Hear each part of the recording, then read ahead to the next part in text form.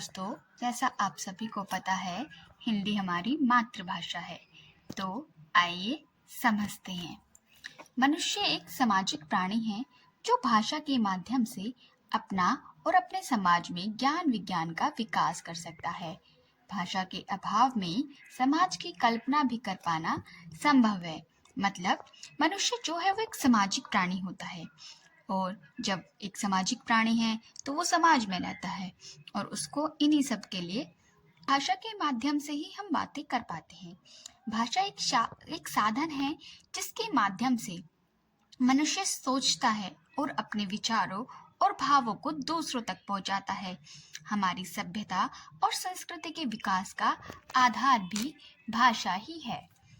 तो हम छोटे शब्दों में कह सकते हैं कि भाषा विचारों के आदान प्रदान के सबसे सुगम साधन को भाषा कहते हैं।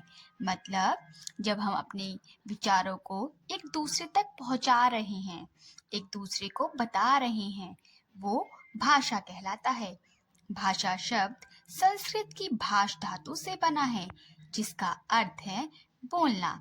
अर्थात हमने जो भाषा का शब्द लिया है वो संस्कृत भाषा के शब्द भाष से लिया है, और भाष शब्द का अर्थ होता है बोलना। अर्थात भाषा का अर्थ है बोलना। भाषा समाज की विविध आवश्यकताओं को पूर्ण करने का साधन है। जो भाषा है उसी से हम अपनी आवश्यकताओं को पूर्ण कर सकते हैं। अगर हम बोलेंगे ही नहीं, समझेंगे ही नहीं, तो हम कैसे किसी को कुछ बता पाएंगे। तो भाषा हमारे विचारों को आदान प्रदान करने का साधन है और एक दूसरे को समझने का साधन। जब हम अपने सामने उपस्थित किसी व्यक्ति के सामने अपने विचार रखते हैं तो बोलकर प्रकट करते हैं।